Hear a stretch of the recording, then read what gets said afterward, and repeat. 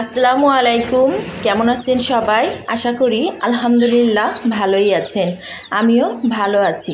কাছে দূরে যে যেখান থেকে আমার ভিডিওটি দেখছেন সকলকে জানাই অসংখ্য ধন্যবাদ। আজ কিন্তু আমি ছোট বাচ্চার গ্রোথ সম্পর্কে আলোচনা করব।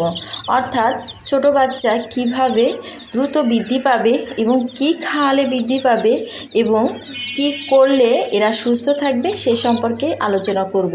আশা করি ভিডিওটি না টেনে সম্পূর্ণই দেখবেন এবং খুব মনোযোগ সহকারে শুনবেন। আর ভিডিওটি ভালো লাগলে অবশ্যই লাইক দিবেন এবং কমেন্ট করে কিছু জানার থাকলে জানতে পারেন। আর আমি মনে করব আপনারা বেশি বেশি শেয়ার দিলে অন্য কেউই এই কথাগুলো জানতে পারবে, সেজন্য বেশি বেশি শেয়ার দিবেন। আরও ভালো লাগলে আমার চ্যানেলটিকে সাবস্ক্রাইব করতে পারেন। যাই হোক, আমি বলবো আজকে আপনারা মুরগির বাচ্চা সুস্থ রাখবেন এবং কিভাবে মুরগির বাচ্চা দ্রুত বড় হবে। আসলে কোনো প্রকার ওষুধ প্রয়োগ না করেই আপনারা কিন্তু ছোট মুরগির বাচ্চা অর্থাৎ দেশি বাচ্চা কিভাবে দ্রুত বড় করতে পারবেন। অনেকে আমার কাছে প্রশ্ন করে, আপা আপনার বাচ্চাগুলো কিন্তু ডানা বড় হয়ে যাচ্ছে কিন্তু মুরগির বাচ্চাগুলো বৃদ্ধি পাচ্ছে না।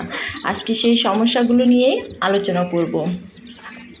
মুরগির বাচ্চা দ্রুত বড় করতে হলে প্রথমত একটা দিক খেয়াল রাখতে হবে, তা হচ্ছে ফিড।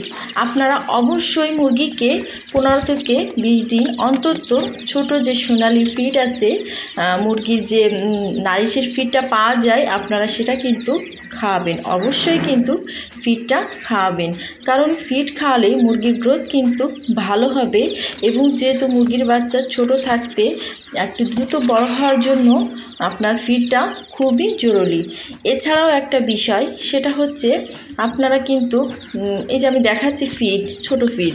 এছাড়া আপনারা যদি মনে করেন যে ফিড অতিরিক্ত দামের কারণে আপনার বেশি খরচ পড়ে যাচ্ছে, তাহলে আপনারা 15 দিনের পরে আপনারা যে খুদ পাওয়া যায়, চালের খুদ, আলুর চাল হোক অথবা সেদ্ধ যে চাল আমরা খাই, তার খুদ কিন্তু বাজারে অনায়াসে আপনারা কিনতে পারবেন। সেটা কিন্তু এই ছোটো ফিডের সাথে মিশিয়ে দিয়ে খাওয়াতে পারেন। সেক্ষেত্রে আপনার খরচটা একটু কমবে। এতেও কিন্তু মুরগি কোনো সমস্যা হবে না, এই খাওয়ালেও মুরগি দ্রুত বৃদ্ধি পাবে। আরেকটা বড় বিষয় লক্ষ্য রাখতে হবে, সেটা হচ্ছে আলোর ব্যবস্থা।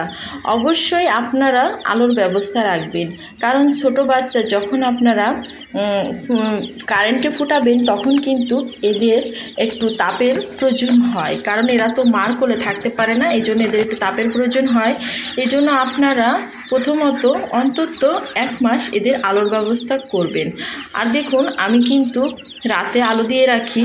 এছাড়া আমি কিন্তু নিচে শুকনো রাখার জন্য যে আপনার ভুসি পাওয়া যায়, আমি কিন্তু সেটা ব্যবহার করেছি। এছাড়া আমি তো ফিল্টার কিভাবে তৈরি করতে হয় সেটা আমার অন্যান্য ভিডিওতে দেওয়া আছে, আপনারা চাইলে দেখে নিতে পারেন। এখানে আমি মুরগির বাচ্চা কিন্তু ঘন ঘন বাথরুম করে, এজন্য আমি সুস্থ রাখার জন্য এখানে কিছু ভুসি দিয়ে দিয়েছি। আপনারা দেখুন আমার বাচ্চাগুলো কিন্তু খুবই সুস্থ আছে। আর আপনারা যদি রাত্রে আলোর ব্যবস্থা করেন তাহলে কিন্তু মুরগি খাবার খুবই অনেক পরিমাণ খাবে, কারণ রাত্রের খাওয়াতে কিন্তু মুরগির গ্রোথ বেশি বৃদ্ধি হয়। এজন্য আপনারা অবশ্যই রাত্রে খাবার দিবেন, যথেষ্ট পরিমাণ পানি দিবেন এবং আলোর ব্যবস্থা রাখবেন। তাহলে কিন্তু মুরগি বাচ্চা খুবই সুস্থ থাকবে, কেননা রাত্রে খালি পেটে থাকলে মুরগি অসুস্থ হয়ে যায় বেশি। এজন্য রাত্রে যদি আপনারা খাবার পানি এবং আলোর ব্যবস্থা রাখেন, অবশ্যই আপনার মুরগির গ্রোথ ভালো হবে এবং মুরগির বাচ্চা খুবই দ্রুত বৃদ্ধি পাবে। সকলে ভালো থাকবেন, সুস্থ থাকবেন এবং মুরগির পাখির যত্ন নেবেন। আর আমি যেটা বললাম, অবশ্যই মুরগির বাচ্চা কিন্তু আলো এবং খাবার পানি ভালো রাখবেন। সবাই ভালো থাকবেন। আল্লাহ হাফেজ।